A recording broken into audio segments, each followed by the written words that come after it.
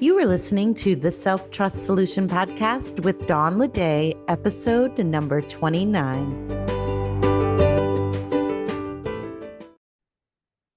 Today, we're going to talk about defining enough. This episode is great for anyone who finds themselves comparing where you are to enough. It's not perfect enough. I'm not good enough. It'll never be enough.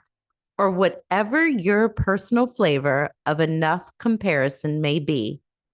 We're going to talk about what is enough. Why do we want it?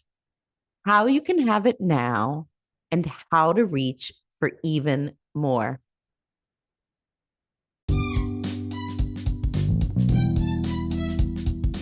Is self-trust holding you back?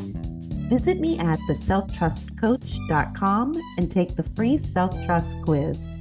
Find out where self-trust may be holding you back and receive instant results along with what you can do in response.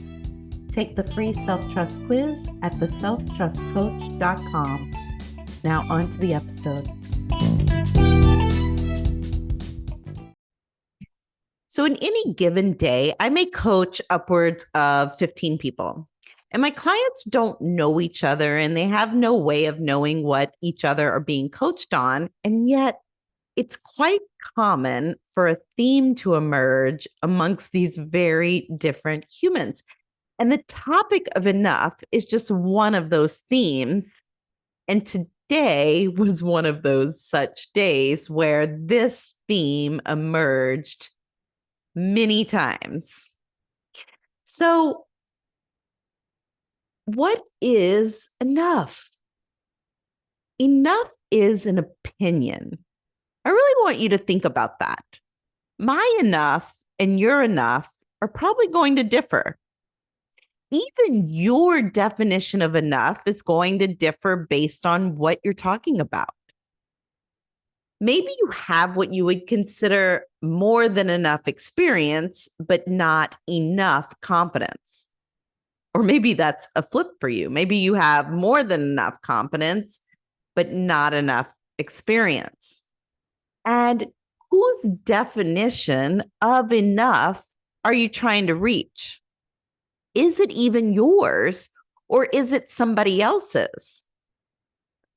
So why do we want this elusive, often undefined opinion of enough? Because in the pursuit of it, and even in the lack of reaching it, we get to avoid some things. When we don't have enough and when we haven't achieved enough, never mind that we're not defining what that enough is, we get to avoid a chance for rejection or embarrassment or judgment. But I really want you to pose this question to yourself. Do you really get to avoid those things? I'd be willing to bet that everyone has experienced rejection at least once in their lives. If you're in sales or an entrepreneur, probably many more times. Embarrassment? Definitely a common feeling, especially if you're a parent. Judgment? It's all around us. Some positive, some less so. We actually seek judgment when we want a compliment. It's actually a judgment. It's just one we consider positive. It's one we want. The other side that we may consider one we don't want, that we're not looking for, it's still a judgment. And all of it we survive. And are these feelings comfortable? Absolutely not. But are they part of the human experience? Absolutely yes. And I can promise you that avoiding them, one, takes so much energy. And we're often trying to avoid them when there's no certainty that they're going to happen anyway.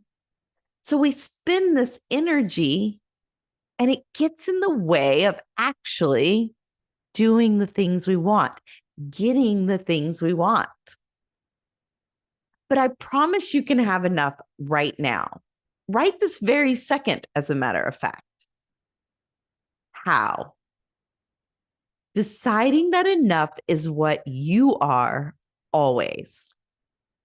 And then defining what enough is outside of you, enough experience, enough confidence, enough money, enough ice cream. I don't know, whatever your enough that you're thinking about. Define what it is at every choice point. Enough clients, for instance, define it right now. If you have 5 clients, decide that 5 is enough for this moment and reach for the next. Enough experience?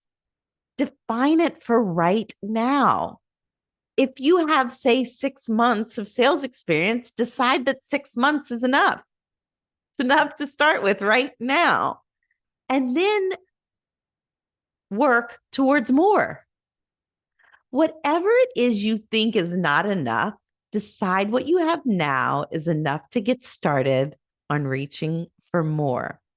I promise you that this small shift can be the difference between propelling yourself forward and holding yourself back.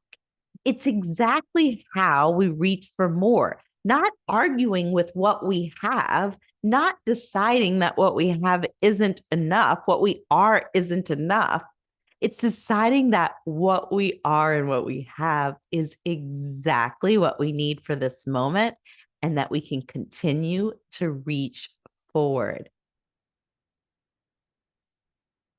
Embracing where you are doesn't mean settling. It's so often what we like to think, that if we just accept who we are and where we are, then we won't reach for more. But the opposite is so much more true and so much more loving and fun. It means appreciating where you are, that you are here, that you got here, how you got here, and the lessons you've learned along the way to becoming who you are. And who you are is 100% enough. What will you take away from this episode? My goal is for you to define enough as where you are and reach for more from a place of love and trust. Remind yourself that enough is an opinion, one that you get to decide at every choice point. Decide on an opinion of enough that works for you instead of against you. Embrace where you are as a beautiful, even if painful, part of the journey to where you want to go. Not some unwanted delay, but as an integral, necessary part of where you're going. Never forget how far you've come along the way to becoming who you are, and that who you are is 100% enough. Thank you for joining me today on the Self-Trust Solution Podcast. If you love this episode, don't forget to share it with your friends and family. And if you have any topics you'd like us to explore in future episodes, email me at dawn@theselftrustcoach.com. Join us next week for episode number 30. Thanks for tuning in, and have a trust-filled week.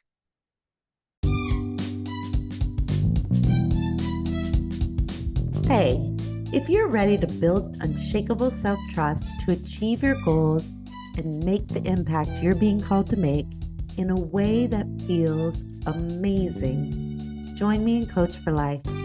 Coach for Life is the coaching program to build self-trust and achieve your goals. Join now at theselftrustcoach.com/Coach for Life program. That's Coach, the number 4, Life program. See you inside.